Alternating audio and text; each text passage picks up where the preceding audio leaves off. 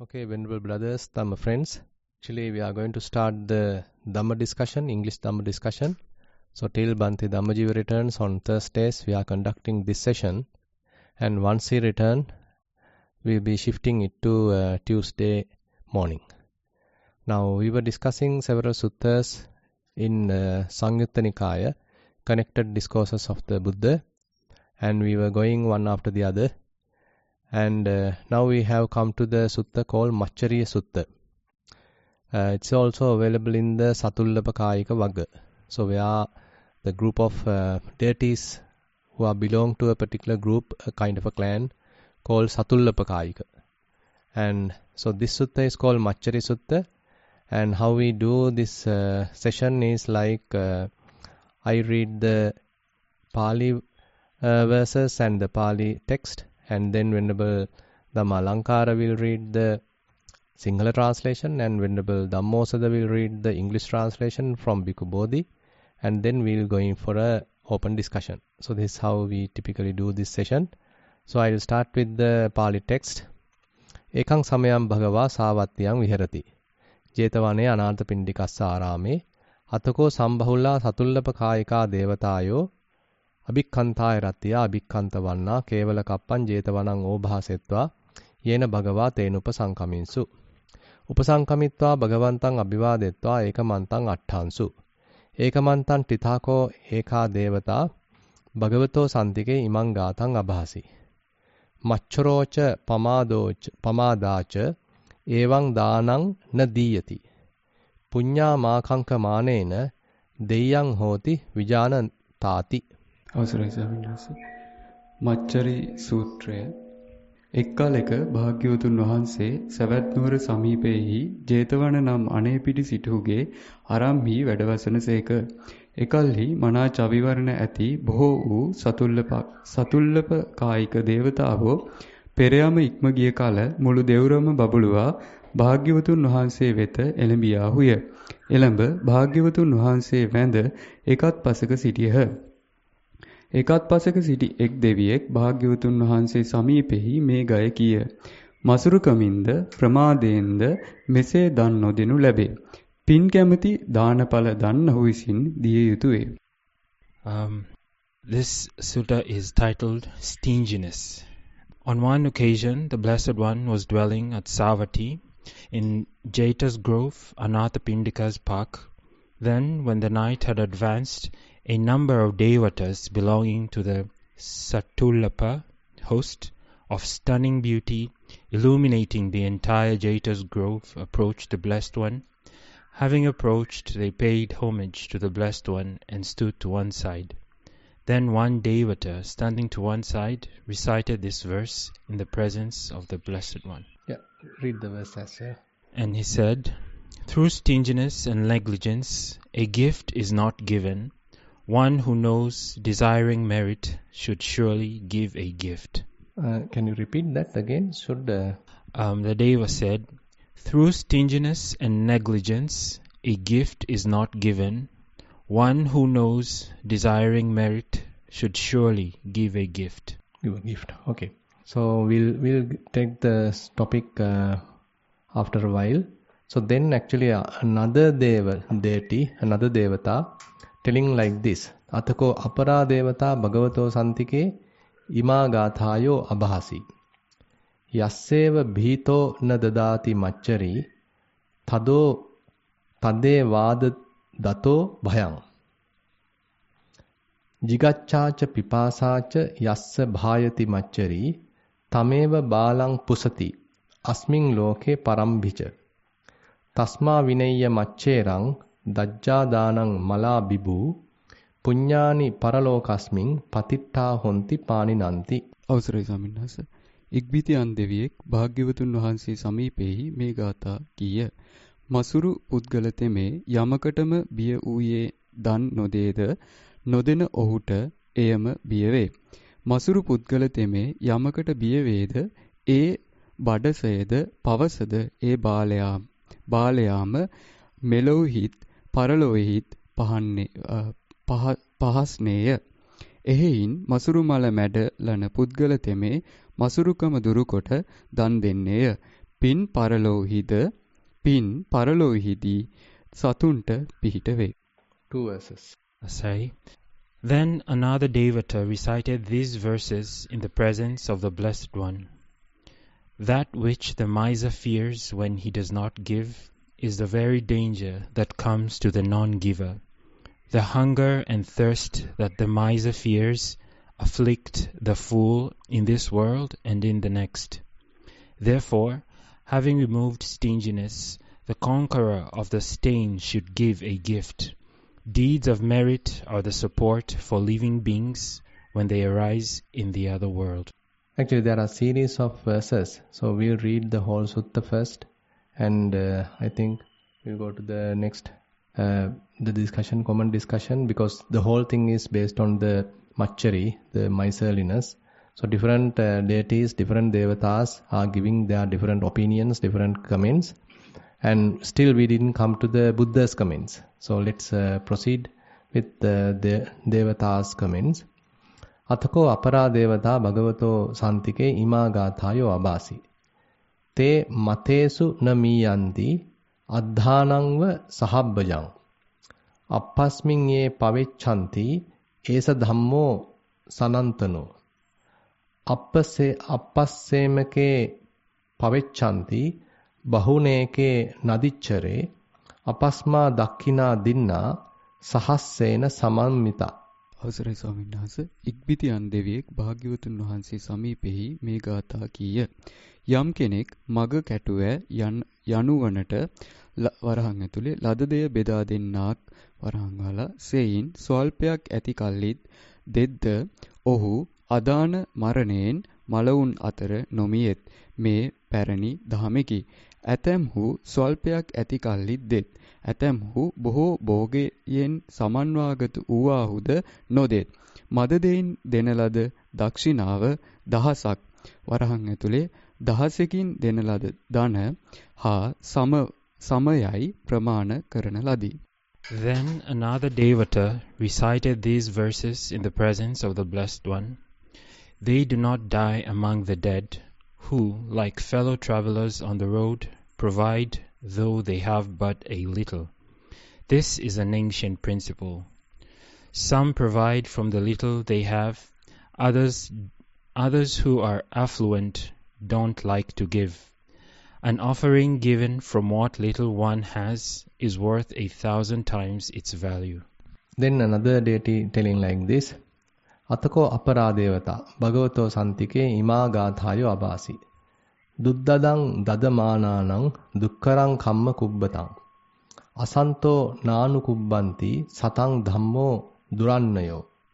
Tasma satancha asatancha nana hoti ito gati. Asanto nirayan yanti santo sagga parayanati. අවසරයි ස්වාමීන් වහන්සේ. ඉක්බිතියන් දෙවියෙක් භාග්‍යවතුන් වහන්සේගේ සමීපෙහි මේ ගාථා කීය. අසත්පුරුෂයෝ වරහන් ඇතුලේ ස්වල්පයක් ඇති කල්ලි දීම වූ වරහන් වහලා දුෂ්කර දාණය දෙන දුෂ්කර සුචරිත ක්‍රියා කරන වරහන් ඇතුලේ සත්පුරුෂයන්ට අනුක්‍රියා නොකෙරෙත්. සත්පුරුෂයන්ගේ ධර්මය දූෂපූරය එහෙයිනි. එහෙයින් සත්පුරුෂයන්ගේත් අසත්පුරුෂයන්ගේත් මෙලොවින් පරලොව යෑම එකිනෙක වෙනස් වේ. අසත්පුරුෂයෝ නිරයට එත්. සත්පුරුෂයෝ ස්වර්ග පරායන වෙත්. Then another Devata recited these verses in the presence of the Blessed One. The bad do not emulate the good, who give what is hard to give and do deeds hard to do. The Dhamma of the good is hard to follow. Therefore, their destination after death differs from the good and the bad. The bad go to hell, the good are bound for heaven. And then one deity asking like this. So he wants to the comments of the Buddha. Atako aparadevata bhagavantang etada vocha. Kassanuko bhagava subhasitanti. And then Buddha replies, Sabbasangvo subhasitang pariyayena. Apicha mamapi sunatha. Dhammang chare yopi samuchchakang charang. Arancha posang dadamappa kasmin. Satang sahassanang sahassa yaginang kalampi naghanti tatha vidhassa teti. ඉක්බිති අන් දෙවියෙක් භාග්‍යවතුන් වහන්සේට මෙය කීය. භාග්‍යවතුන් වහන්ස කවරෙකු විසින් මැනවින් කියන ලදද? භගවත්තු තොප සියල්ලන් විසින් කරුණු විසින් මැනවින් කියන ලදී. යලිදු මගේ වචනයද අසව්. යමෙක්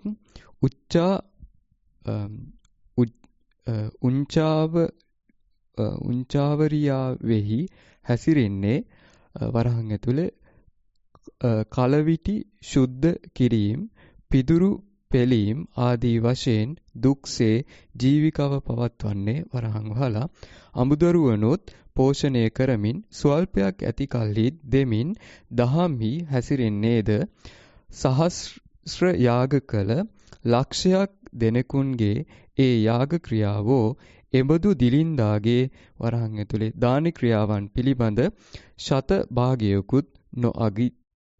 Then another Devata said to the Blessed One, "Which one, Blessed One, has spoken well? You have all spoken well in a way, but listen to me too. If one practices the Dhamma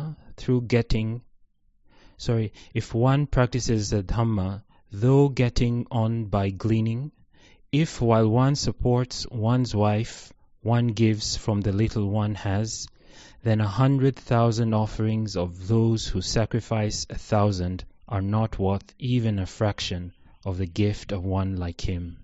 Okay, then another deity telling like this: Atako aparadevata bhagavantang gathaya ajjabhasi kenesa yanyo vipulo mahaggato samena dinnassa na aggameti katang satang sahassanang sahassa yaginang kalampi naagganti tathavidassa teti atako bhagava tan devatang gathaya ajjabhasi dadanti heke visame nivittha chetva vadhitva අත සෝචයිත්වා සා දක්ඛිනා අස්සුමුඛා සදණ්ඩා සමේන දින්නස්ස න අග්ගමේති එවං සතං සහස්සානං සහස්ස යාගිනං කලම්පි නාග්ගහන්ති තථා විදස්ස තේති. අවසරයි සංස ඉක්බිතියන් දෙවියෙක් භාග්‍යවතුන් වහන්සේට ගාථායෙන් කීය. මහත් වූ උදාර බවට පැමිණි මේ දාණය දැහැමින් සෙමින් දෙන ලද දානයේ වටිනාකමට කුමක්කෙයින් නොපැමිණේද? සහස්‍ර යාග කළ ලක්ෂයක් දෙනෙකුන්ගේ ඒ දාන ක්‍රියාවෝ එබඳු දිලින්දාගේ දාන ක්‍රියා පිළිබඳ ශතභාගයකුත් කෙසේනම් නොඅගිද්ද? ඉක්බිති භාග්‍යවතුන් වහන්සේ ඒ දේවතාවාට ගාථායෙන් වදාළසේක. කෙනෙක් විෂම වූ වරහන් ඇතුලේ කාය මනක් කර්මෙහි පිහිටියාහු මෙරමා තලා මරා යලි ශෝකී කරවා දෙත්මය.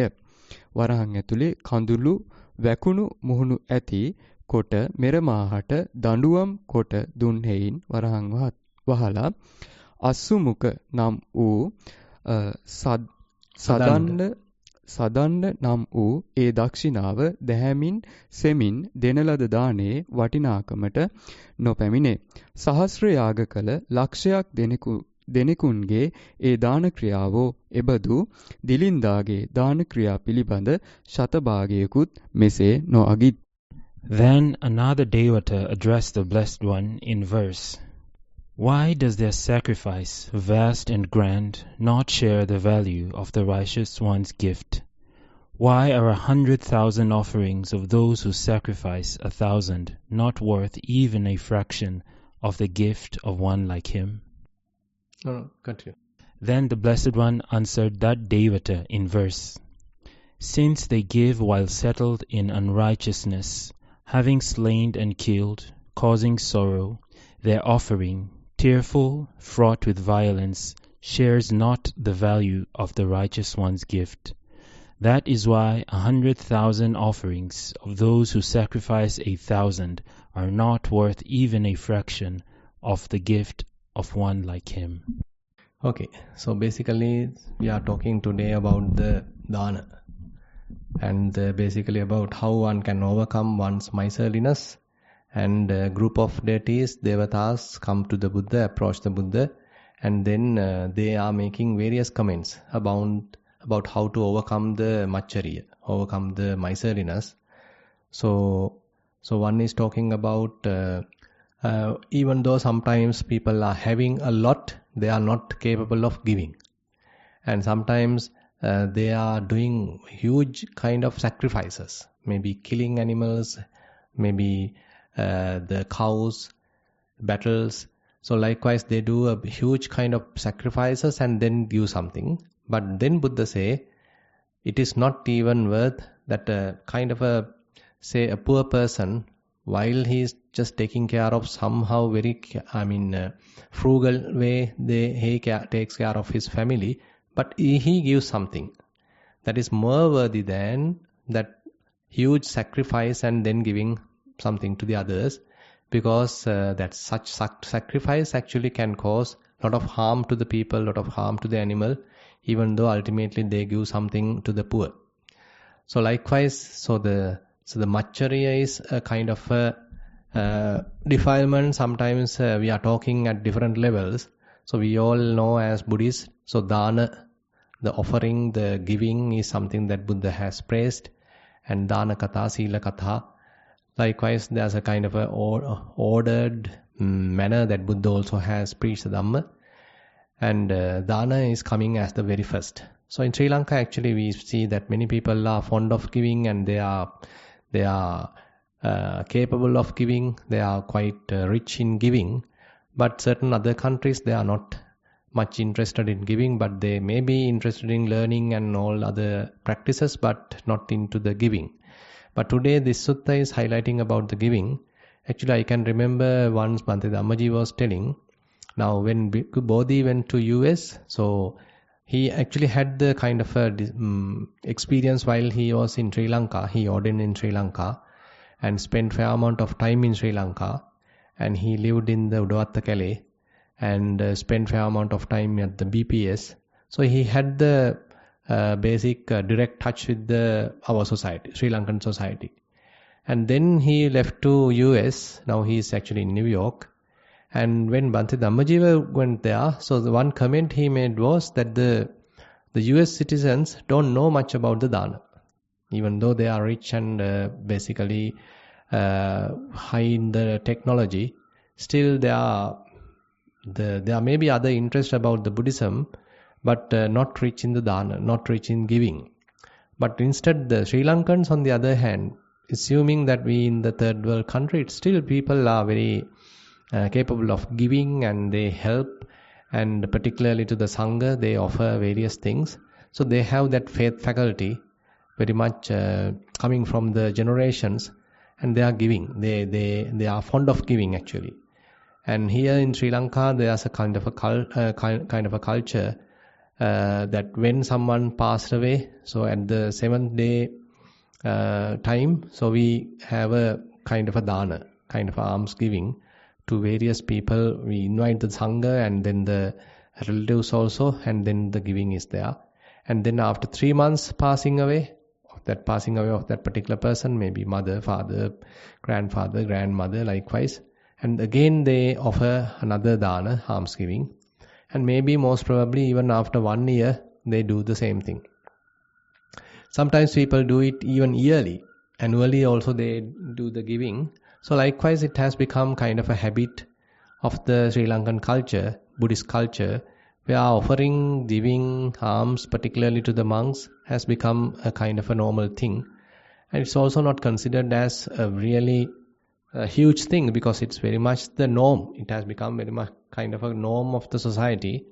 Giving is such a easy thing for actually the Sri Lankans. But among them also there are people who don't want to give, and they only give very little even though they have a lot. So such people are also there. It is not that whole society is capable of giving in a luxurious way. Rather, there are people who are still having some miserliness and they don't want to give. And on the other hand, now when we are talking about this sutta, these deities are giving various comments, and I think somewhat straightforward, different comments are there. So basically someone is not giving because he is afraid. If I give, I may lose. I only have a little, so how I can share it with another person? And I also have only a little. Then how can I share it? How can I give it? So they have a kind of a fear.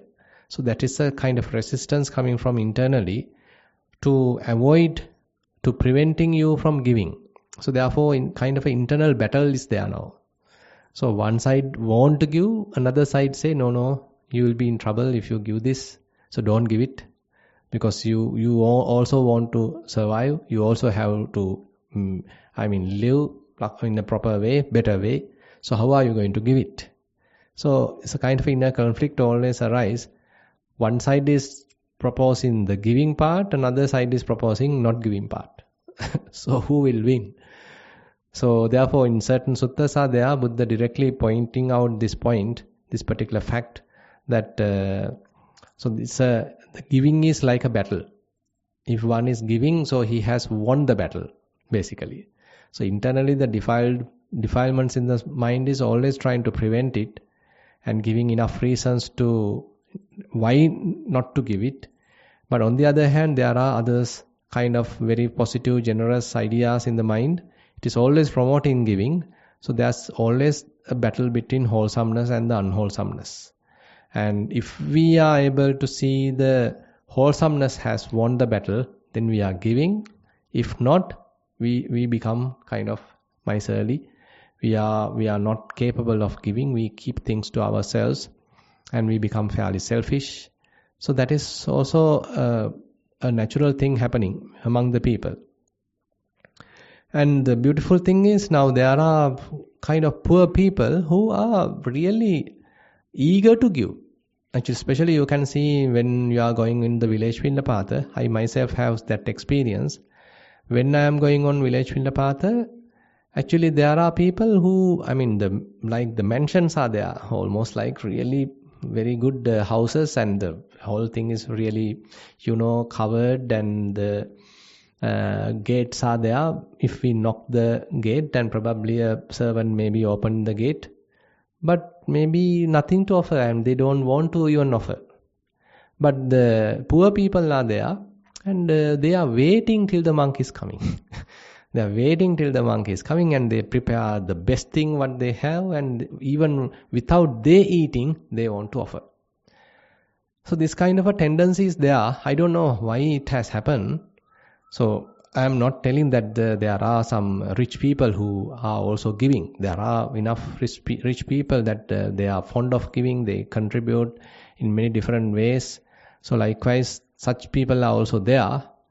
But there's a kind of a experience I have that the poor people are having kind of heartfelt ability to give, to share, and to particularly they have some faith. I don't know, because they are going through some kind of a suffering and they want to be free from suffering and expecting something in return they are giving. I don't know. But on the other hand, the rich people have become somewhat selfish, and they have their own frame and own kind of walls, and no one is allowed to go in, and they are well kind of separated kind of from the society. They don't know what's happening, and even a monk comes, so they feel like a kind of a burden. They don't want to offer. So such cases are many. Such cases are available. We can see. So the kind of a maybe kind of assumption is there. So why even people are having, they don't want to share. So they have enough. They may have a lot of money, a lot of other wealth, but they don't want to offer, they don't want to share. They want to keep them to themselves without sharing with the others. Now this is actually another area that Buddha talks in depth in the what you call in the Sakka Pancha Sutta. I can remember one time Venerable, called Sakka. Now here a group of deities are there. The one type of devatas are there. The head of the devatas, the Sakka. Two celestial realms, that the Thavatinsa, I think the Devulota, two celestial realms, Chatum Maharajika, Thavatinsa. So they are the two levels, two celestial realms, and the king of those two celestial realms, according to the Buddhist cosmology, is the Sakka. So he once approached the Buddha. He's telling a very interesting observation to the Buddha. He's saying, Bhante, I have seen that the people are having some kind of a wish that they want to live peacefully without having any trouble, without having any arguments. And Devatas also like that. Celestial beings are also the same. They also want to live happily, helping others, and quite in a peaceful way. But you can see everywhere conflicts, everywhere battles. Among the Devatas also battles, arguments. And even among the humans, still there are battles. So why this is happening? It's kind of contradicting. And then Buddha mentioned Issa Macchariya as the cause. Issa Macchariya. Issa is the kind of jealousy, envy, and the Macchariya is the miserliness.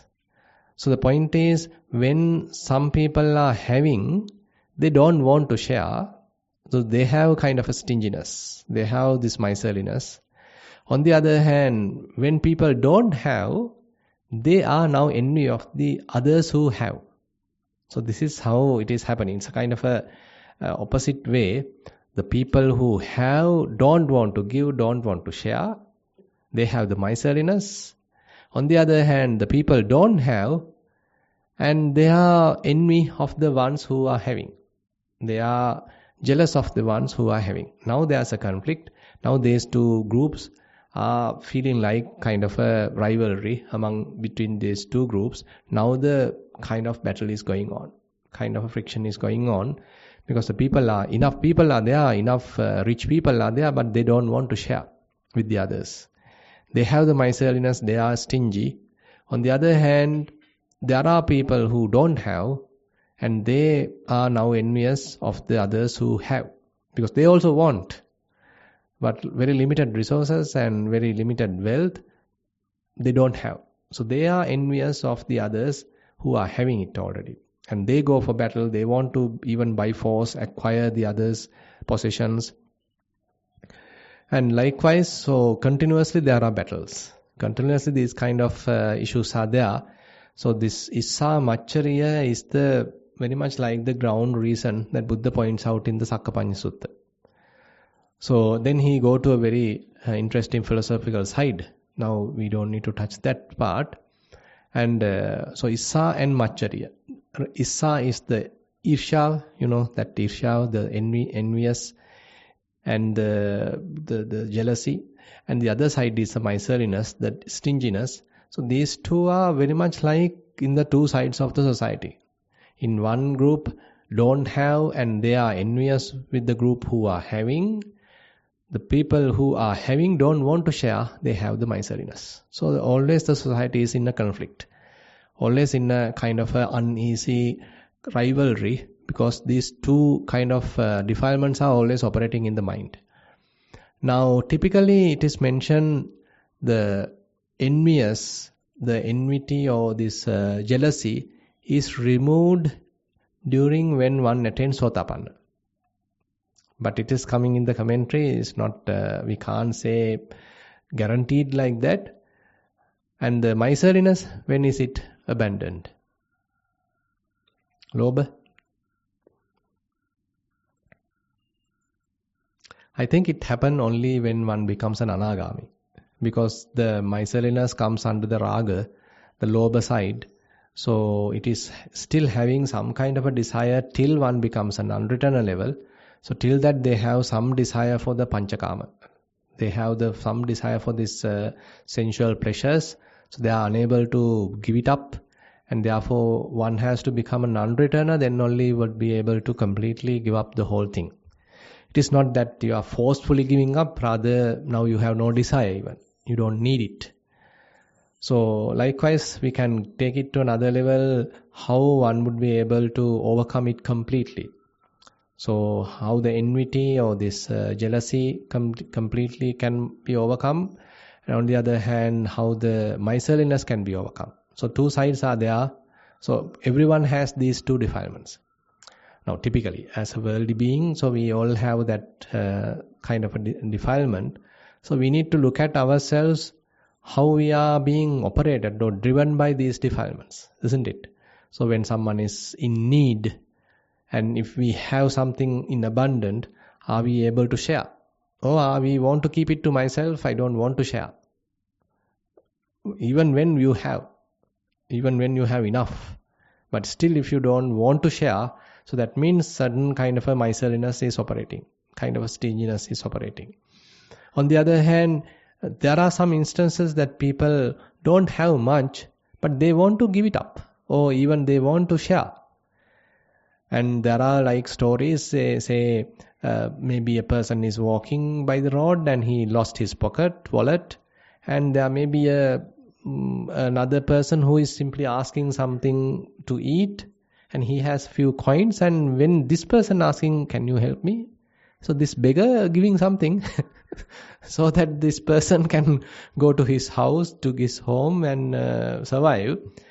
But probably he asked from another person, a rich person, no, don't disturb me. Don't disturb me. So this is the kind of attitude sometimes people are doing, this kind of social surveys. So they are behaving like, okay, I need something, I need your help. Are you going to help me? But many people don't come forward. They simply look out. They simply look back. They simply pass away. And they don't want to help. So they simply ignore the person who is asking, who is in need of help. So such kind of very kind of ignorant, very blunt indifference is there sometimes in the people who are not sensitive to the others' needs. So others are in a real tragedy and they really want someone's help, not only the wealth from the money, maybe some taking care, some good words, some kind words, some kind of a relationship or a little bit of association, and just giving you an ear so that the other can just talk to you. So all these things are actually certain occasions. Not only that we have to give the money, sometimes we have to give our time, isn't it? So people always not asking the money. They want some companionship, they want your association, they want your attention sometimes. So on such occasion, are we able to give our time for another person? Very difficult sometimes. People are telling, okay, I'm busy, don't come to me, and I'm fully occupied. And you cut off the other person and simply ignore the other person, not knowing the other person's real need. And sometimes even children nowadays are in a kind of a bad situation that they don't get enough attention from their parents. Parents are really occupied. They have to do a lot and they have their own duties, and they ignore or they don't have time to spend with their children. So children are also in need of their attention, isn't it? Their love, their warmth, and their association, the parents' association is very much important. But unfortunately, parents are unable to give it. May not be because of the miserliness, but they don't have time. So likewise, we can find enough reasons how people are unable to share their time or share their wealth or whatever their even skill, isn't it? Now say for example, when we are talking of the dana, so typically Buddha talks about 3 types, no? This amisa dana, abhe dana, dhamma dana. So what we are doing right now is kind of a dhamma dana. And Buddha promotes it and he says this is the ultimate, this is the best. So you are sharing the Dhamma, you are sharing teaching, you are discussing the Dhamma.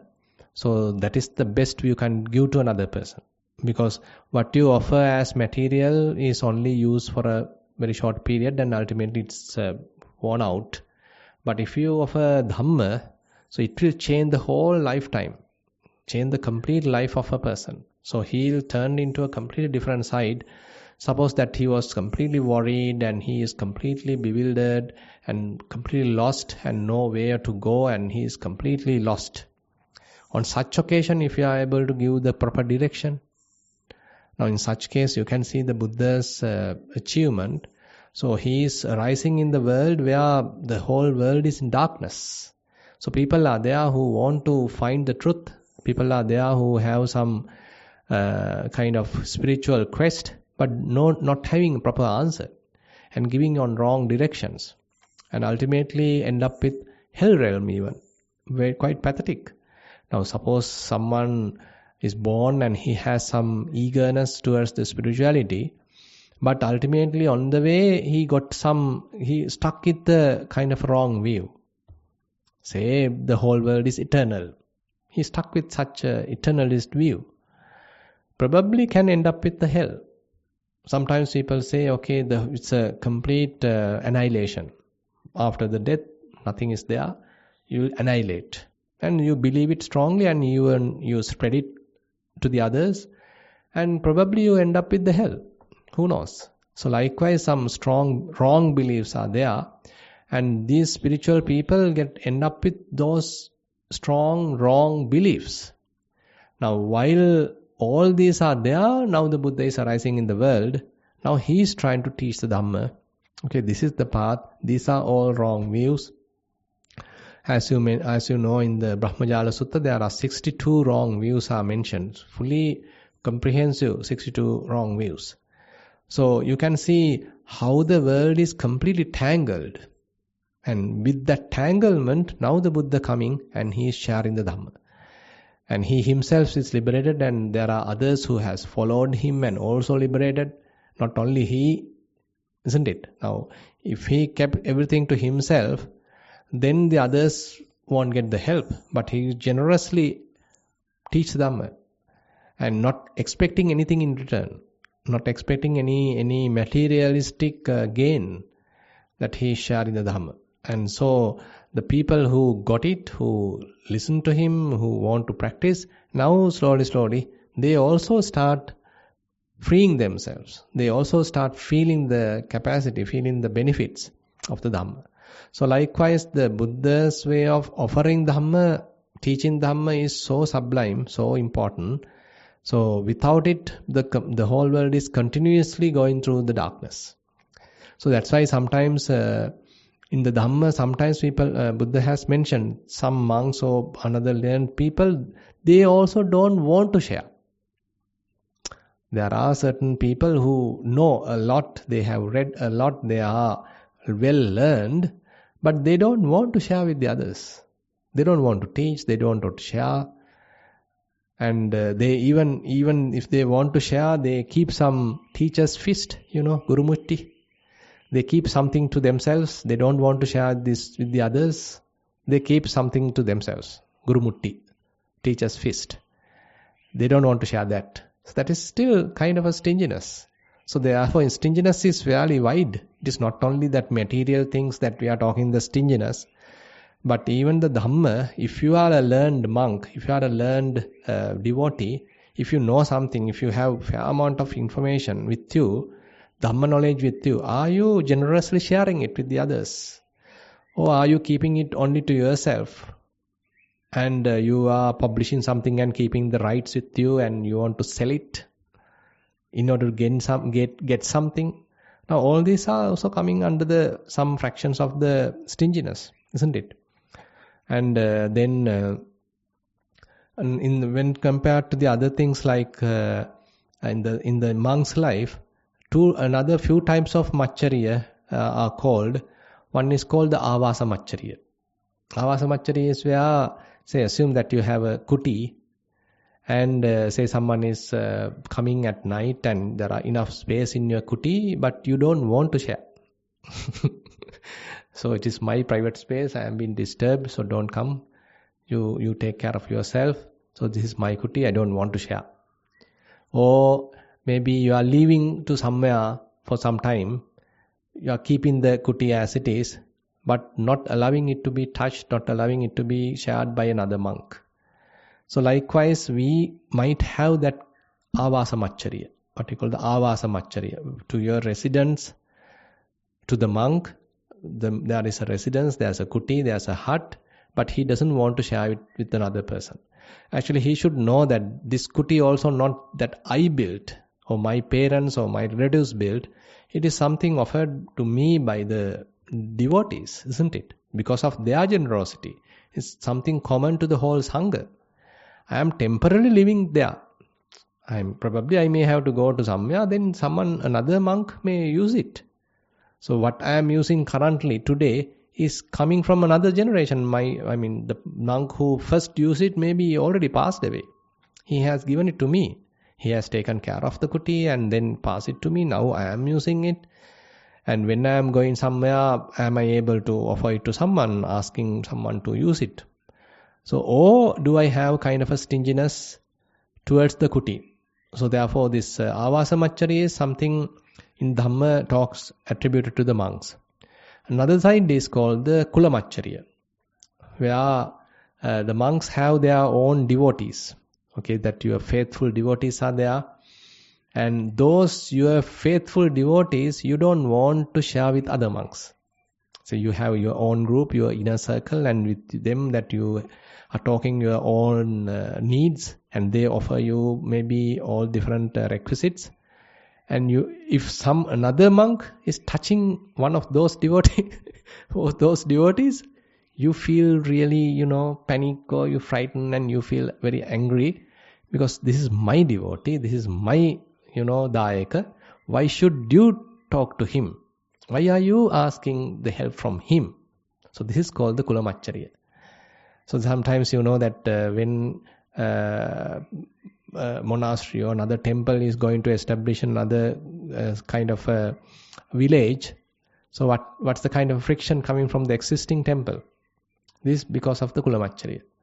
Because they feel little frightened, because their devotees, their group of people, their support will be reduced, that because another monastery, another group is now coming to the village, and they also start propagating Dhamma, and they become more maybe attractive, and all the group, all the villagers will go and support to this new monastery. So we lose our part. So this kind of a clash is always there. So when it comes to the monk's life, so we need to be careful. So are we keeping the devotees onto ourselves? Only to me. Okay, they should support only me. They should never support another monk. So do we have this kind of a view, this kind of an attitude in us? So then it is the kulamacharya.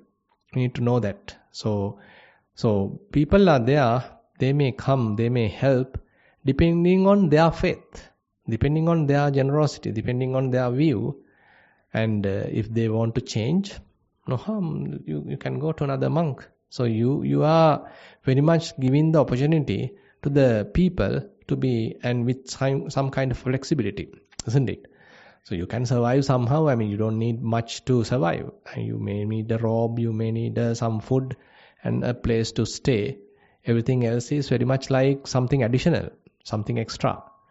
So expecting your devotees, your supporters only to you, support only to you, is something that the kulamacharya can happen in one's mind. And probably it may only not common to the monk's life, it may be even coming to the lay life.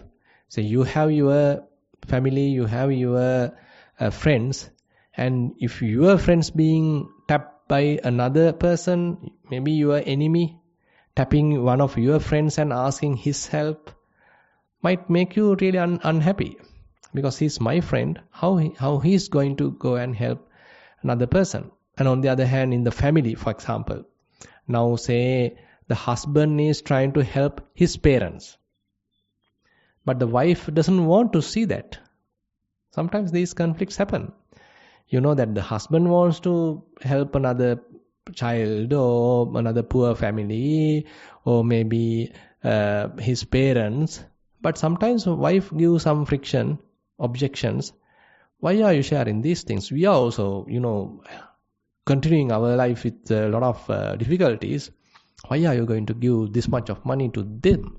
So she start asking. The same thing can happen from the husband also. When wife is generous and she want to offer something, the husband might also have a kind of a friction. So it happen both ways.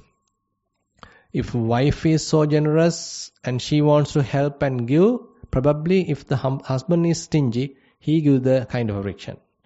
If the husband is so generous and want to give something to maybe to a temple or to another society or to parents or another needy person, if the wife is stingy, she put the friction.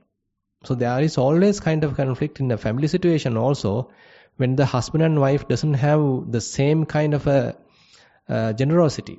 So therefore, having equal generosity is a kind of blessing. So you know that in the there's a beautiful story coming in the Dhamma that what Pitu kind of a couple, elderly couple, come to the Buddha, Nakula Pita and Nakula Mata, right? So they come to the Buddha and say, Bante, we were living for a long time now together. This long time we didn't have any kind of friction between us, and my husband is also quite generous, and the other person is telling the same thing. Now first assume that the Nakula Pitu is talking to the Buddha. He's telling, my wife is so generous and so devoted to me and so loyal to me and so faithful, and likewise he's talking really in a more admiring way towards his wife. Then same wife come and tell the same thing about the Nakula Pitu to the Buddha. So these are very rare cases, and then Buddha say, so likewise, if you have equal faculties, so now the faith faculty is fairly equal between these two, wisdom faculty is fairly equal between these two, then there are no conflicts, because what wife want to do being approved by the husband and even supported by the husband, what husband wants to do being approved and supported by the wife, there is no friction. But the opposite is typically common. They don't have the common or same type of amount of faith, same amount of generosity, and there are often conflicts between these two, because one want to give, the other doesn't want to give. So likewise, stinginess is something spread out in the whole society, and what we heard today is a kind of a general thing, but we can spread it to different areas, different states of the society, even from the family to the temple to the monk's life, to many areas. And even as Buddha mentioned in the Sakkapanya Sutta, root cause for conflicts in the whole world, not only the human realm, even to the celestial realm, is the Issamacharya, envity and the jealousy and the miserliness. So these are few words I want to share with you. Now I like to open the session for the discussion. Anything? So you should generously share your ideas. Asray Swamin Wahanse. Yeah. Do you have anything from that side, Swamin Wahanse? Not yet. They are very stingy.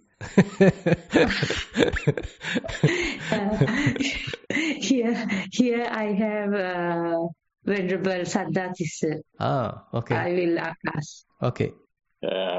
Really, I have to respect my the former place Nissarana Vanaya, and also to the monk. Even though the Professor Swamin Wahanse is not there, I think Venerable Chandraratana Swamin Wahanse is doing well. He is explaining everything in a meaningful way. Anybody can understand.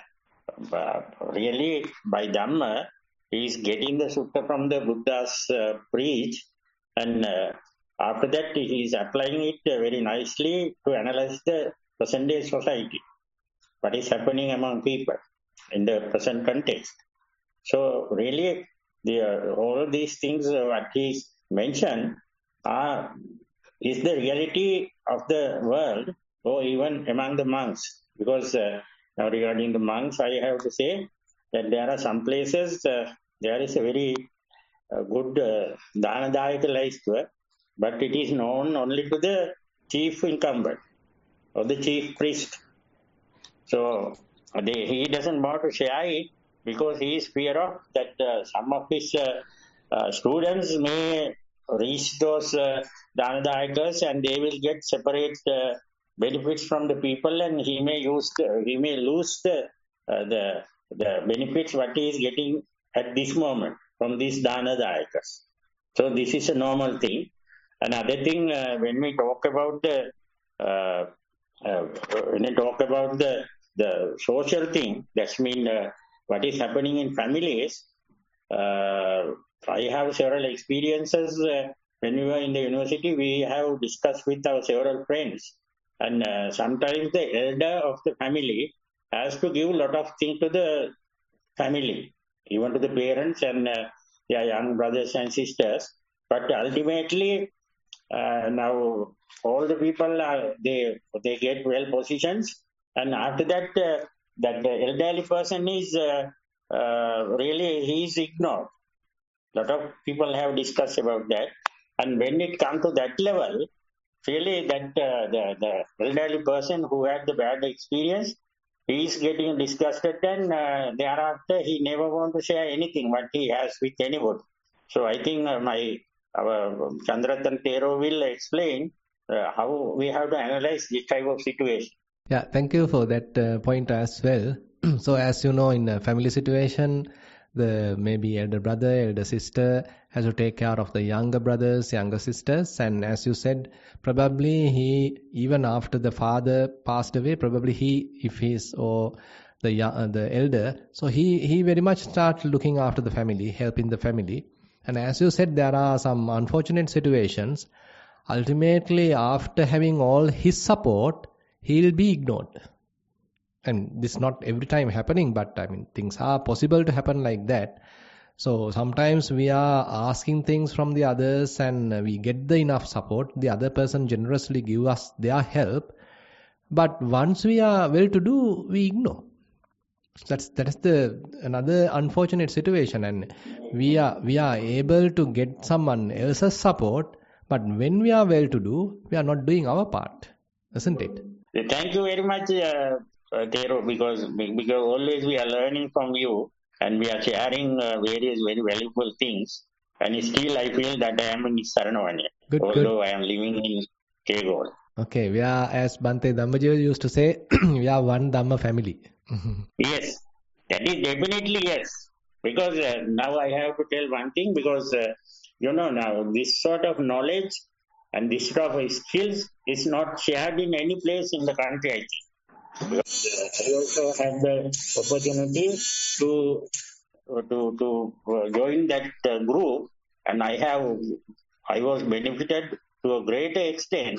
That is why I have the respect and love for the Nissarana, and those Maha Theros live and share all the things with other people in Nissarana. Yeah, we have another question coming from our side. Yeah, please come forward. අවසරයි සොයිනාස. සොයිනාස, I need to know that even though we are offering, like, what about the receiving party? Like, does it matter? Like, what if I offered some guns to a terrorist party? Like, just think of it like, is it also done? Or like, what about the receiving party really? Yeah, that's why, I mean, when we are talking of the dana, there are three sides. We typically Buddha mention how the contributes towards the results. So one thing is the receiver's side. So whether he is a kind of a respectful person, a moral person, he is ethical, his conduct is more moral, and he is a developed person, he is with some higher qualities. So depending on the receiver, also there is a fair contribution coming to the donor. So that is one thing. So the receiver's side is one area which has to be purified. So the point is, assume that you are giving to a beggar who has no ethics, no moral standards, and he is using it for something else, and he used that money to go and buy the liquor and all that. Those are common things, right? So they collect the money from various people, and ultimately they will go to the liquor shop and they drink. So, and there may be another person who are so moral and he maintains kind of a proper sila, and to him that we offer. And there may be another person who are with some higher standards like attainments. Sotapanna, Sakadagami, Anagami, Buddha and all that. So therefore the receiver is one important factor which decides what amount of merit power which would generate. The receiver's side. The other side is the donor's side, the giver's side. So if you are giving with some hate mind and with some lot of friction coming from you, and you don't want to go, but anyway you have to give it, forcefully you are giving it.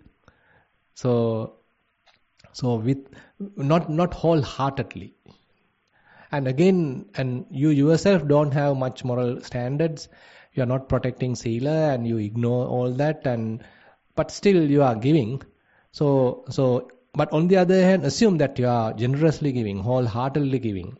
Even though you have less, still you want to give. And you maintain fair, good sila. then another story. So therefore the giver's side is also another area that matters in the contribution, in the generation of the merit. So the giver has to have fairly purified, fairly uplifted, fairly moral and developed, then the merit generated is very high. But if you have less standard and very less sealer, and then the generated merit power is very less. So that is one thing. And the other thing is, what you offer, is it generously, properly, righteously earned one? Say you are giving some money, which you have earned by stealing. Say you by force taken some money from someone else, but now you generously give to some few other people who don't have. So the contributing whatever the material or whatever the wealth, what you are now sharing with the others, was it righteously earned material? So this is also matters. So there are three factors. Therefore, when we are talking, when we are according to Dhamma, when we are describing of the dana, so three things have to be well purified: the donor's side, the receiver's side, and the material, the wealth or whatever the thing that we are sharing. So that also has to be righteously earned. So all these three things matter. So therefore, as you said, if we are offering to someone who don't have enough moral standards, don't have enough good qualities, then the merit power we acquire as a result of that thing has very less results. That matters. yeah. So, I thought to add one thing about that answer.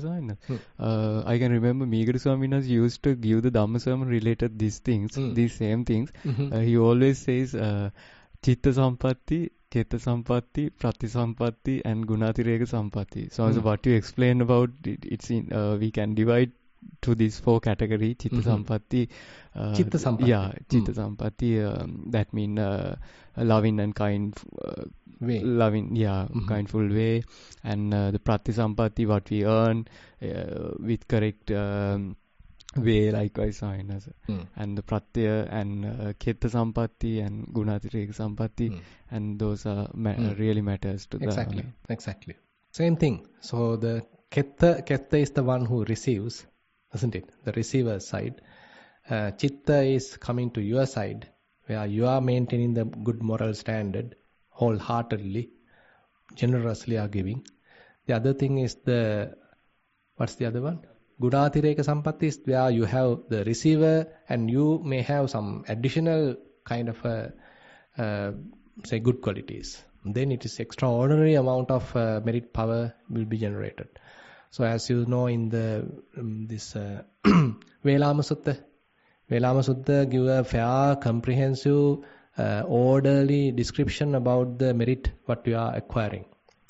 Say Buddha talks about, you can give to an animal and you still get something. To an animal, by the way. And then you give to a human.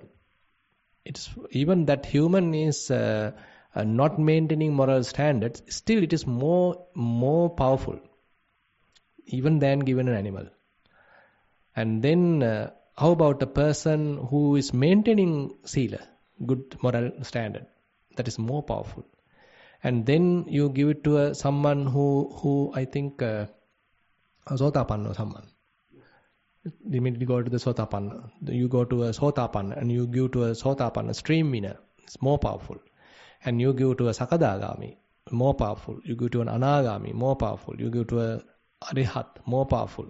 You give to a Pacceka Buddha, more powerful. You give to a Samma Sambuddha, more powerful. And you give to a Samma Sambuddha and the group of monks, more powerful. So likewise, if you are talking about the orderly kind of ascending order about how the merit power will be improved, increased, so this kind of order is mentioned in the Maha this Velama Sutta. So Buddha mentioned that he did a lot of sacrifices when he was kind of a king. I mean, huge amount of dana, huge amount of alms were given, but unfortunately he didn't get much because of that dana. Why? As a bodhisattva he was giving, because the receivers were completely shameless and they don't have enough merit power, or they don't have the enough moral standards.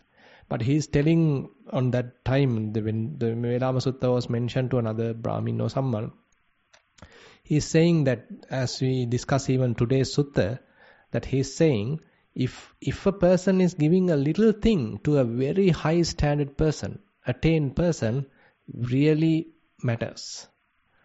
It is not the amount, but the receiver's moral standard, his very high spiritual standards, really giving a lot of things to the donor actually. Because sometimes we think when we give to something to another person, the receiver is the one really benefiting.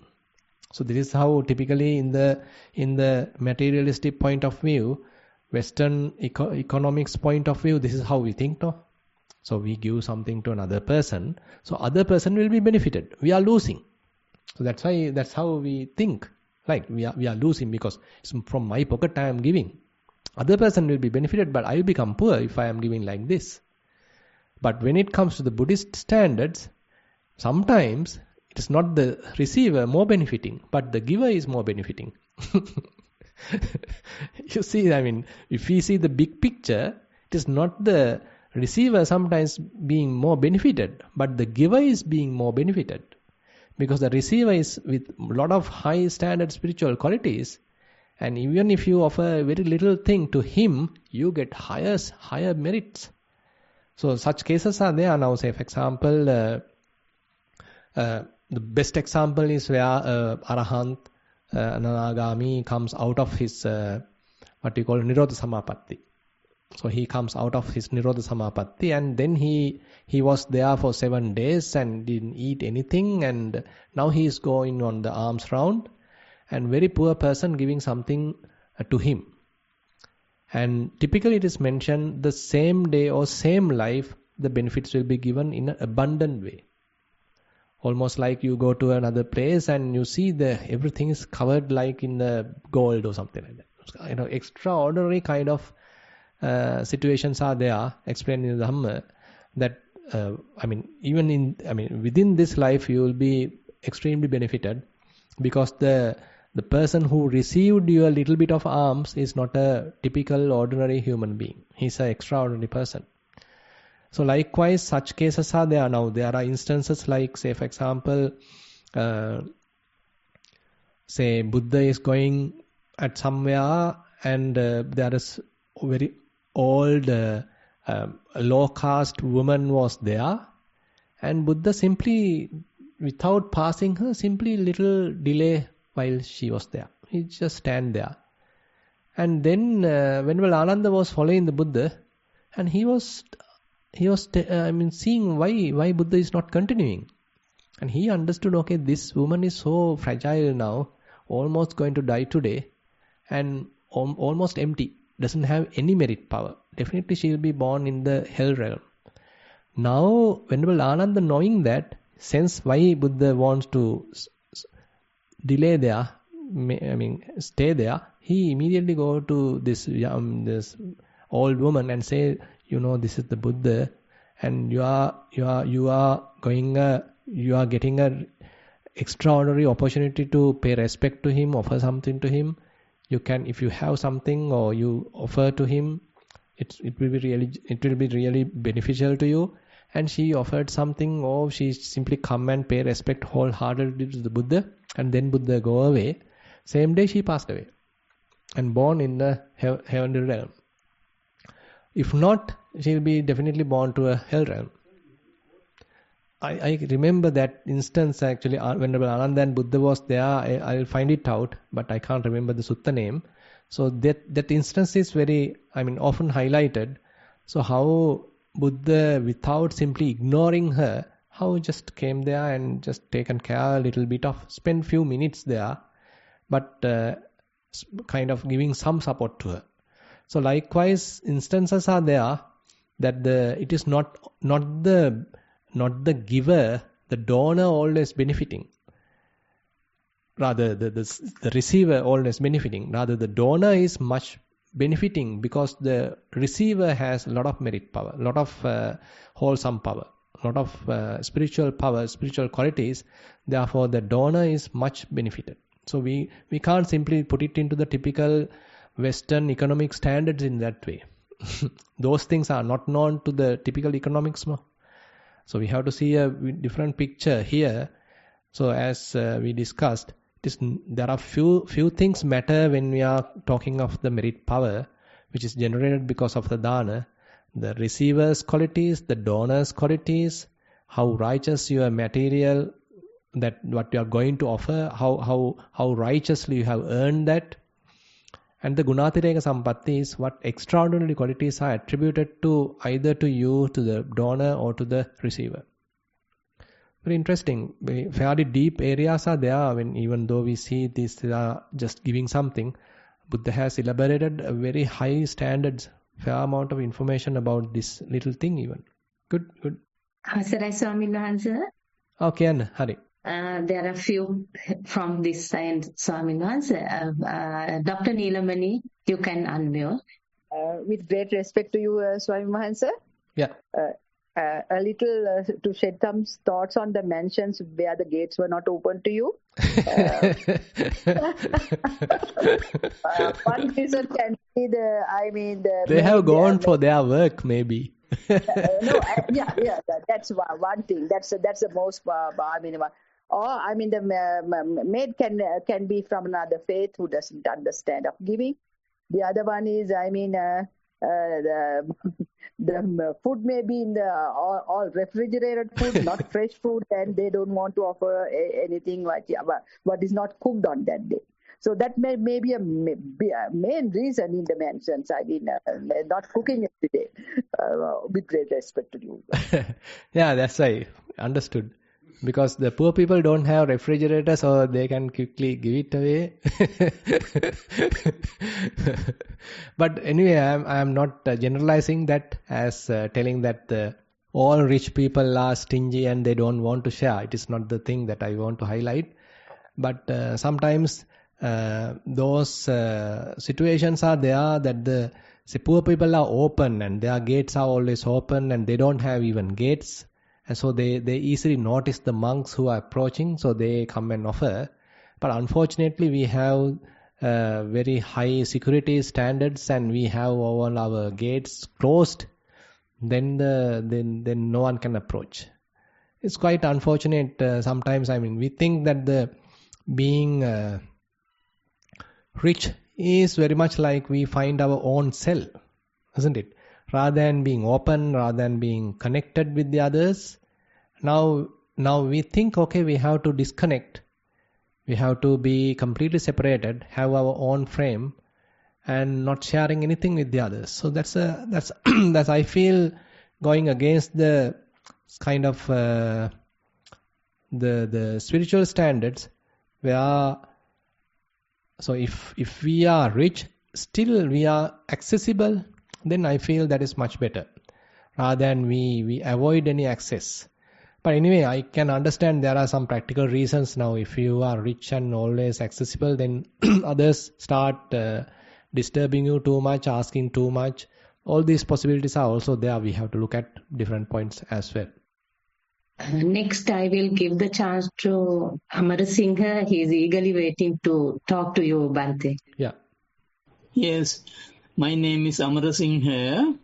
Bhante. Yes. I have a little question about a situation where on the same table there are two children. They are twins. Each is 5 years old. Now their mother has brought 2 sandwiches and given one to each of these children. Okay.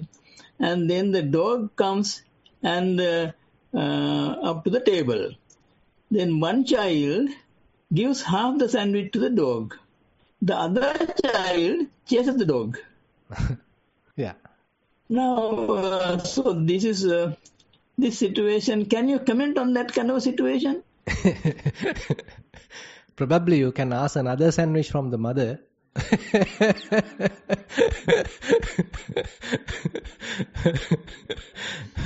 So that's a completely different situation now. So because you know that the dog also has to be fed, because that is also someone in the home that also has to be taken care of, but the children also has to be taken care of. But at the same time, as you said, so if one child has the capacity and kind of a willingness to share something with the dog, that indicates some good qualities in her or him, because you know that sometimes from our childhood, so we are as parents, people are trying to teach the good qualities, because in the long run, if they don't have that good qualities, ultimately the parents will be punished. Parents are the ones ultimately going to suffer, because the good qualities are not rooted in the children's hearts.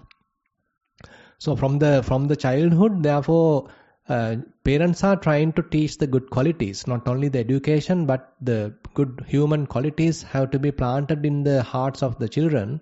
So that is very, very important. So therefore, sometimes children have to wait till the mother offers something, so that patience has to be there. And once they get something, rather than immediately eating, probably they have to be grateful to the parents or the whoever who have made that food. So that kind of a little bit of gratitude has to be cultivated in the children's heart. And then, as you said, if another person is coming, are you ready to share a little with what you have? Only a little you may have, but are you ready to share with another person? So that's why sometimes Buddha has mentioned, and he is the one know the highest benefits of the dana than anyone else.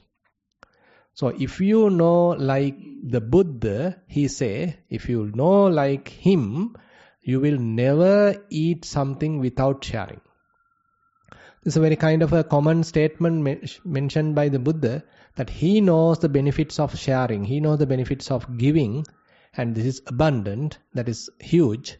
So if you know to the level that he know, you will never eat without sharing. So this kind of a statement is there. So always, therefore, Buddha admired the sharing without completely selfishly consuming everything by yourself. So are you able to share something with the others? So therefore, in between these two children, if someone want to share something, that means she has more human qualities, more generosity. But the another child may be little, bit of, can't say really selfish, maybe kind of being disturbed. But anyway, these children can be changed. So we don't need to think that they are hard and fast. So as parents, if you see this little kind of trait in the children, probably you can start to give some indication and take some action to develop the proper qualities in that person. Thank you for your ideas. Yeah. Geshan, you can unmute. Thuran Saranai Bante. Yeah, I really enjoy the discussion today, and especially the comments as well after the discussion. So I really like what Dr. Amarasinghe just asked. One of the things I was thinking about, I have seen and I have observed this particular one, when two individuals, some children, I have seen this, there are some, they have the intuition or intuitive mind of giving, or the empathy of giving, but some, they don't have that. For those who don't, I think need to cultivate it, I guess. That's something I thought of adding to that. Bante, one thing that you mentioned, it's when we have the opportunity to give, in our mind, we sort of think the benefits, and on the other side, the same kind of ideas are coming, why you should not give, why you should sort of protect. So it's a constant battle that I have seen, what I have experienced in my life as well.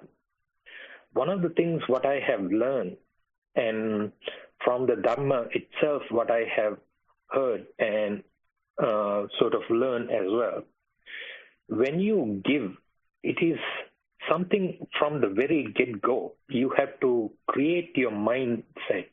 You have to sort of had that to build the generosity. And as what you said, you have to earn righteously, and then you have to plan well how you are going to give, visualize it. And those are certain things what I have done in my life just for the experience itself.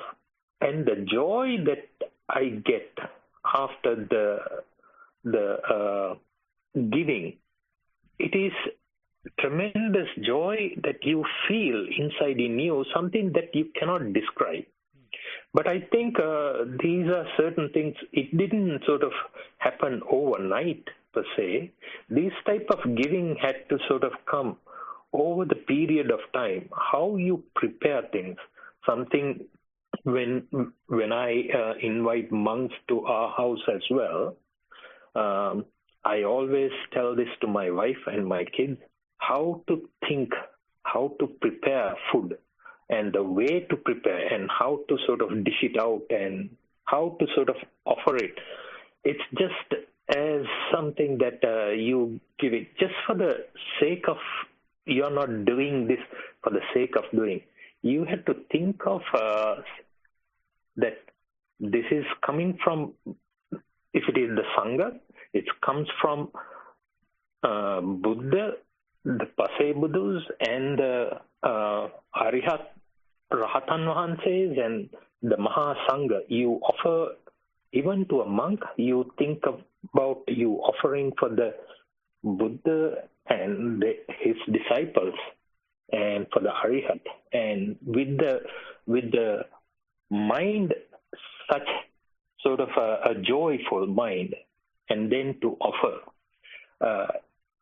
So I think there was a question earlier. This is how the giver should give. That's how I have cultivated this idea of giving. Not to question the receiver, whether the receiver is ill, or because you don't know whether it's a good monk or a monk who always practice the Dhamma well. But you think of, or how I think, this is Buddharajanan Vahansegen Pavatigane na Maha Sangha. So you give it to the Maha Sangha, and then you offer. I think one other aspect that I wanted to add here, Buddharajanan Vahanse is the Suluma, I can't remember the name. Maha Prajapati. Maha Prajapati wanted to, she created a robe. A robe through by her hand, and then she goes and offered to Buddha, and Buddha basically refused to take 3 times, it seems. Maybe you can elaborate. And then the Venerable Ananda basically said, why don't you take this, and trying to settle that matter. But Buddharajanan Vahanse at that time said, it seems, no, offer this to Maha Sangha, that is much more meritorious. And so have given that type of a talk as well. Yeah, thank you. So I really enjoy this talk today. Thank you so much. Yeah, actually, thanks for sharing these views. So we'll take the last point, if you say. Now, as you said, Mahapajapati Gautami, the stepmother of the Buddha, so she wanted to offer a robe to the Buddha, and she tried to offer it, but as you said, Buddha refused.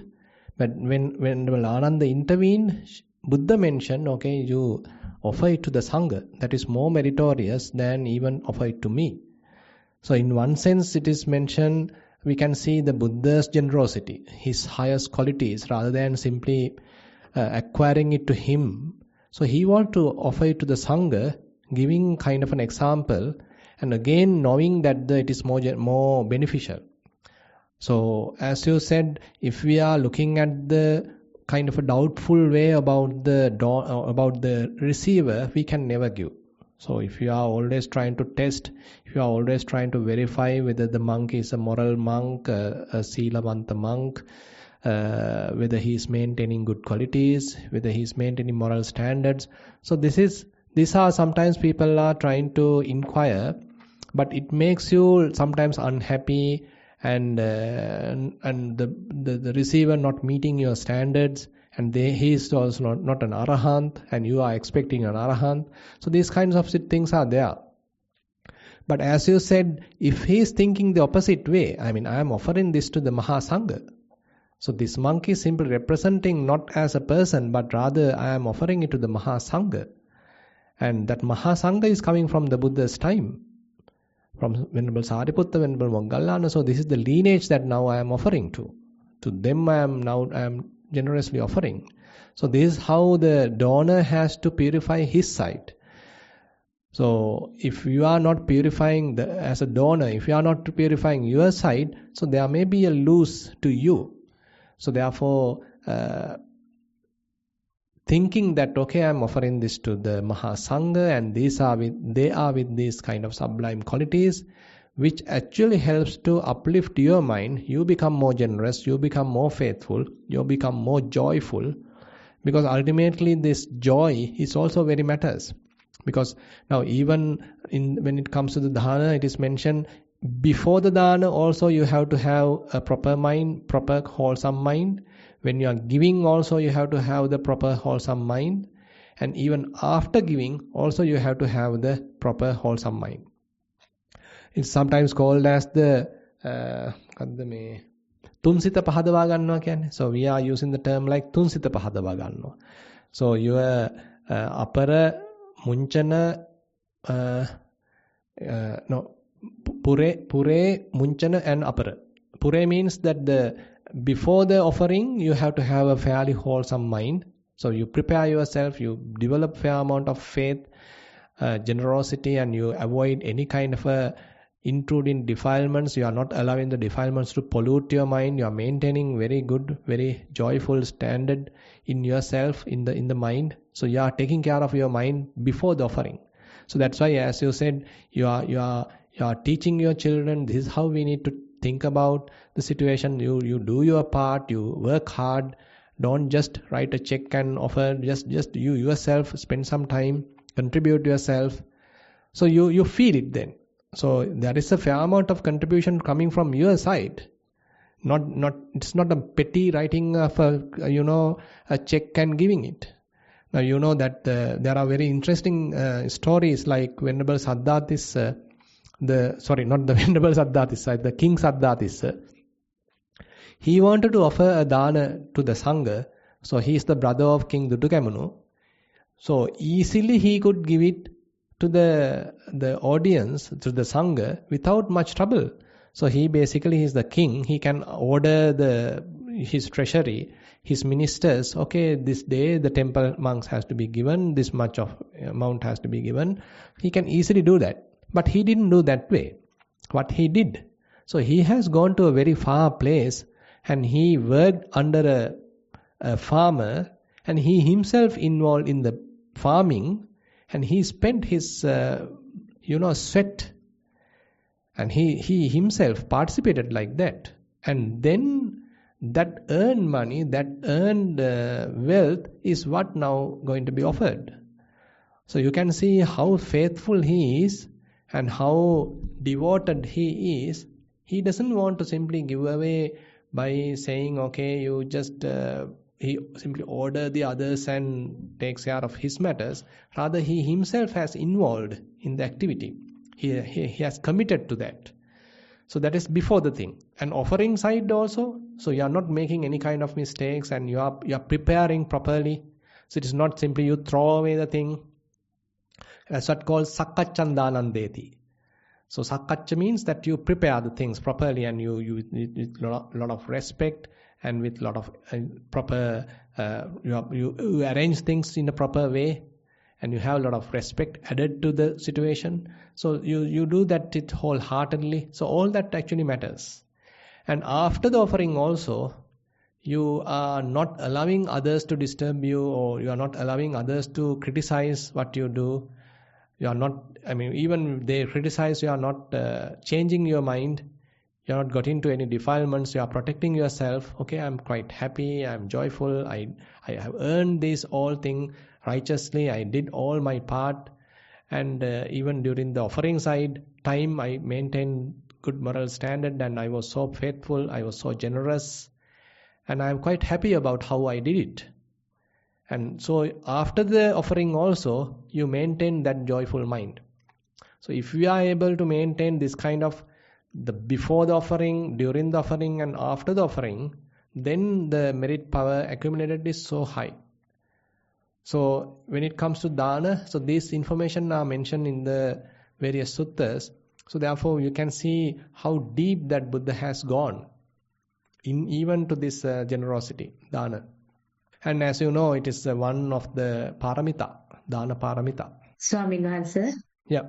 One more hand, one more person. Okay, maybe the last one. Yes, Mahesha. Yeah. You can unmute. Thank you, Avasanai Swamin Wahanse. I have to tell you that this topic is really relevant for me, because I was like, my mind was like debating about this for some time, but then I ignored it, thinking that it's not necessary to, think about it that much. But since we discussed about this, I thought I will give the two sides that my mind was debating about. So one side is like giving, or the other side is the not giving. So the what happened after I actually started practicing meditation and like trying to follow the path, I looked at things differently. So I started. I was used to the practice of giving from my family background, but then I started looking at them in different way. And then I figure out, like, I give you a couple of examples to elaborate like how my mind was working. So one is when I go to Sri Lanka, when a beggar comes, when I'm coming out from the bank or from a shop, one or two beggars comes and asking for food or money, and I feel like, oh, you all are from business background, you all are business hinganno, I would say, beggars. Business beggars, that's what I heard. So, no, I'm not giving you. So I'm not giving.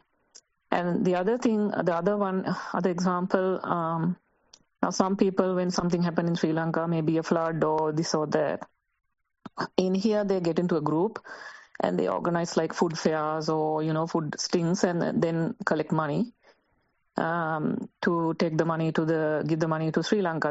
Then I have seen and heard that, they do things, collect money, but not sending everything to Sri Lanka. They keep some, or they do some other unwanted stuff with that money collected. So then I think, okay, we are encouraging some people to do bad things, collecting other people's money and not giving the whole thing to the beneficiaries. So then I'm not going to put my hand in there, because it's not right way of giving. So I don't involve with them. And again, when we go to Sri Lanka, we visit family. So I used to give away cash to families who I feel like they need. And then this particular family actually used to that. So every time when I go visit and then give. And then I realized that they are seeking for it and they're demanding, like, give me this much, give me that much. And then I was thinking, oh, come on, this is coming that way. And no, I'm not giving now. So I don't feel like giving them now. So the other thing with the temples, I quite like giving to temples when they construct things and do things. And I feel like, okay, the Dhamma is going to distribute through that channel to the more and more people. When the temple is beautiful, people comes. Even they come and, offer flowers and chat a little bit of Dhamma, and that actually helps people's minds. And then I give. But then I realized that the temple's making a one chaitya, and then they want to make a bigger chaitya, bigger than the other Buddhist group. And also then another one. And I feel like it's craving. This Buddha said like to do like that. And then I thought, no, their direction has been changed. And that's not the way that the Buddha taught us. So then I don't give. So those are examples that my mind like debating about not giving. Other side, I would say giving side. Still, I like actually to offer dana to monks, but in a very low key, not like, crowding out and inviting everyone, everyone I know, bring them, gather them and, invite a monk or two. because we can't have lots sometimes. So and offer. Now I don't do that.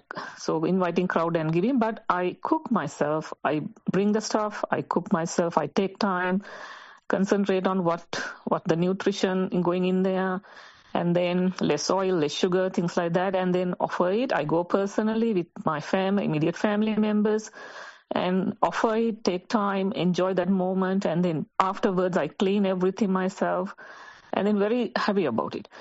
So that I do. And then even the beggars, when I see like if they're really deserving, then I give. Relatives the same. So it goes on like that. So, but then again, when I hear things, my husband actually forcing me, okay, give this, give to this, give to that. And then I say, no, if you want, you give, but I don't feel like. But the thing is in my family that I'm the one actually, taking the step and, okay, we are giving this much, that much. So decisions have been like taken, and the process is involved with me. So then he give the responsibility to me. Okay, you give.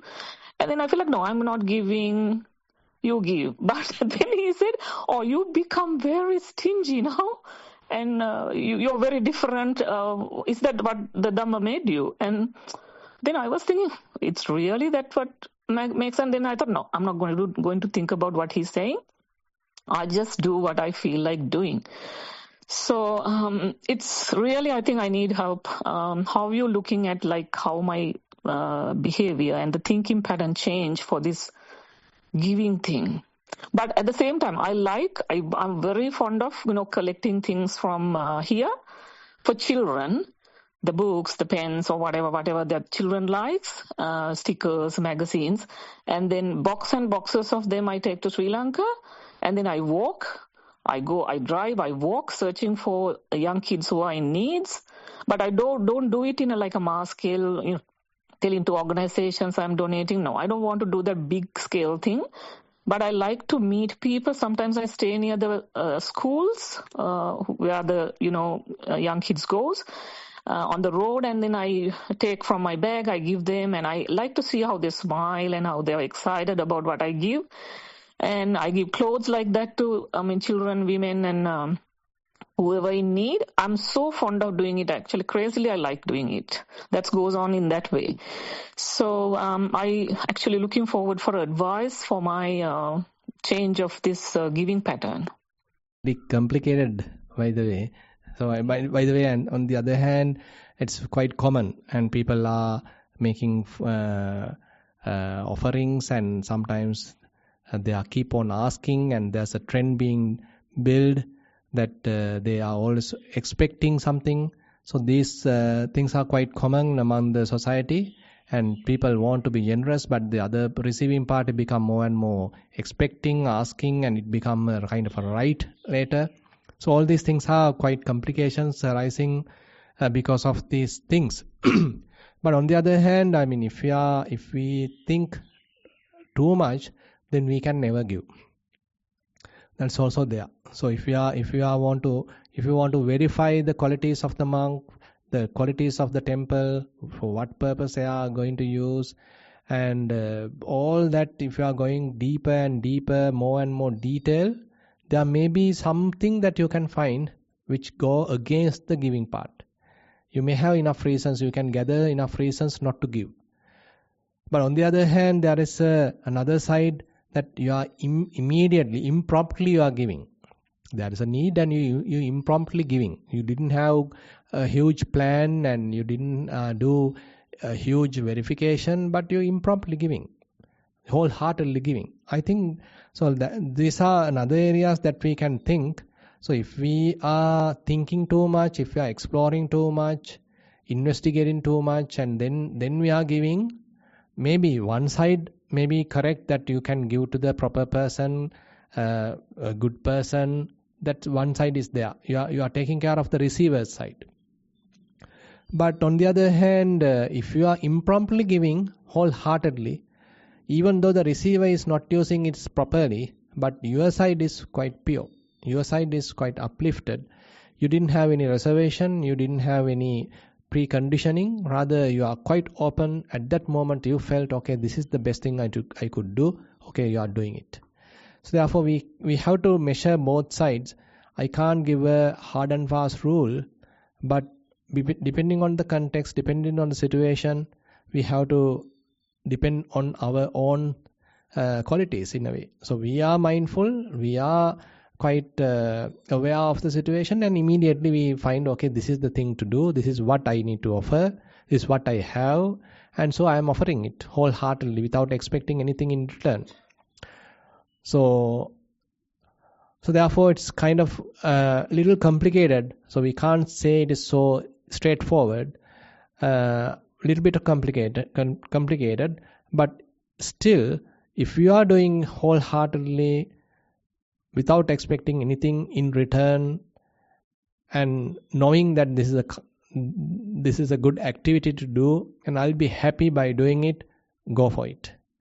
No point of searching so many things and exploring so much of things, then you will never be able to give, because somewhere you can find a fault, somewhere there may be a little discrepancy, somewhere there is a shortcoming, you will be discouraged to do, so you might find enough reasons not to give. Okay, I think that is enough for today. I think Mr. Patrick, or you also want to share something? So this may be the last comment then. From our side we have a few moments. So I have to repeat myself. Yeah.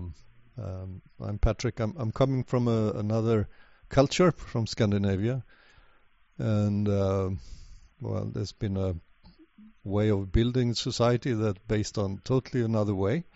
We have this welfare system, very institutionalized giving in a way, raising taxes and so on. We also have a lot of charity organizations that people are giving to. So I think it's less of this personal giving. I don't know if you could put this system into the context of Buddhism. Is it? I mean, obviously on a material level, it's doing quite a good thing for a lot of poor people. You know, raising the standards for everybody, and also making our countries in the Scandinavia able to contribute in catastrophes or all kinds of aid problems all over the world. Quite a substantial lot of money. Correct. So that's a total other way of thinking that has historical reasons. I can't go into that and why and so on, but I'm thinking about it. But I just thought, does it have any worth? Yeah, definitely. Okay, thank you. Yeah, thanks for pointing out that.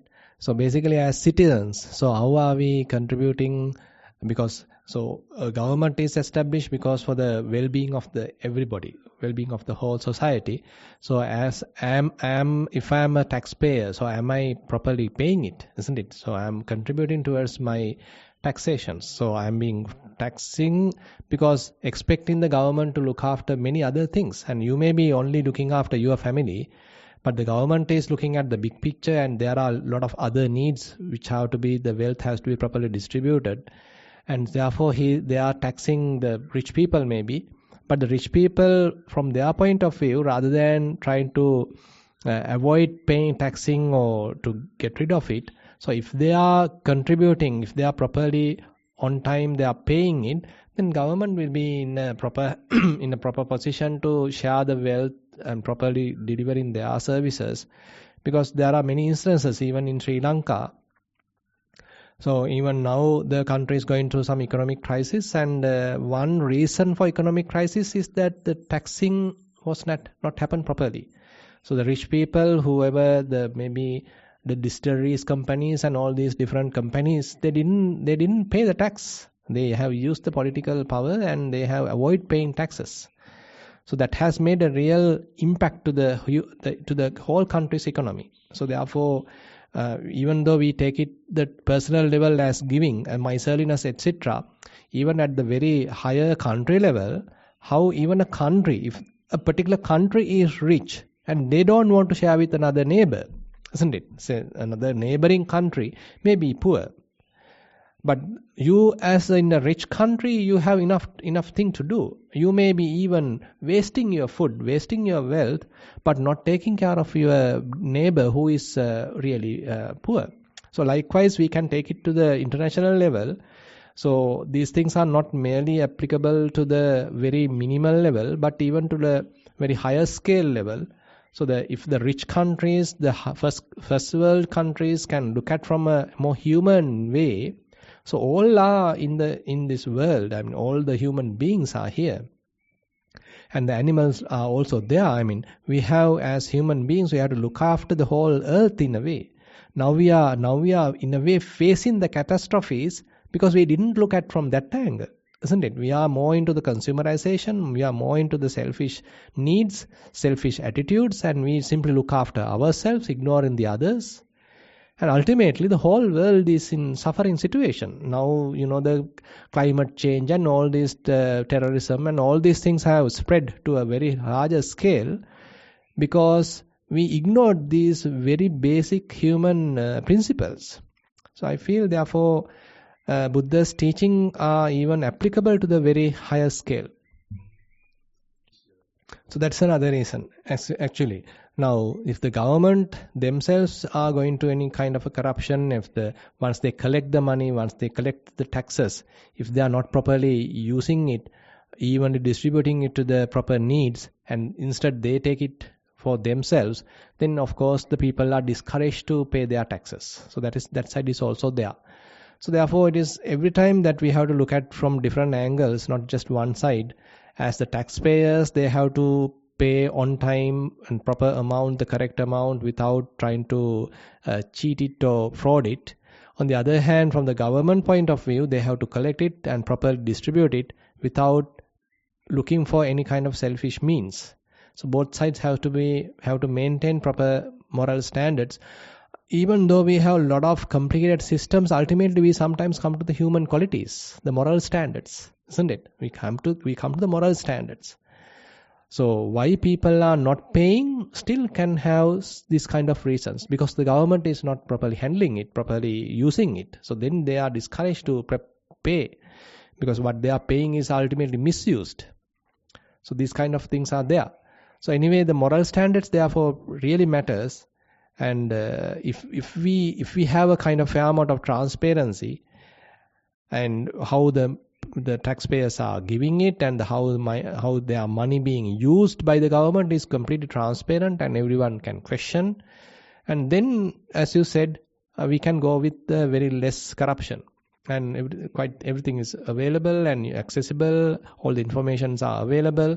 So then taxpayers are encouraged, okay, now you feel, okay, my money being used properly, okay, they are building this hospital, they are giving for these needy people, so now they are having enough reasons to pay. So likewise, they also have to feel confident that their money being used properly. True, correct. Okay, I think we have spent fair amount of time today. I cordially invite Venerable Dhammosada to do the sharing. Asai Swamin Wahanse, our Bodhisattva at the feet of Dipankara Buddha, where the declaration was made for his Buddhahood. And from there he started cultivating the paramis, among them the parami of generosity, Pattamang Dana Parami. And from there, he started cultivating this renouncing stinginess, renouncing attachment to material things, renouncing attachment to immaterial things. And to this day, we are still receiving this Dhamma. So we should feel very fortunate. May we continue practicing this Dhamma so that we may realize dispassion, the cessation of all sankharas, and the attainment of Nibbana. It is a meritorious deed to teach and to listen and to heed the Dhamma, and so we would like to extend these merits to our teachers, our parents, all the devas. May our relatives rejoice in these merits. May all devas rejoice in these merits.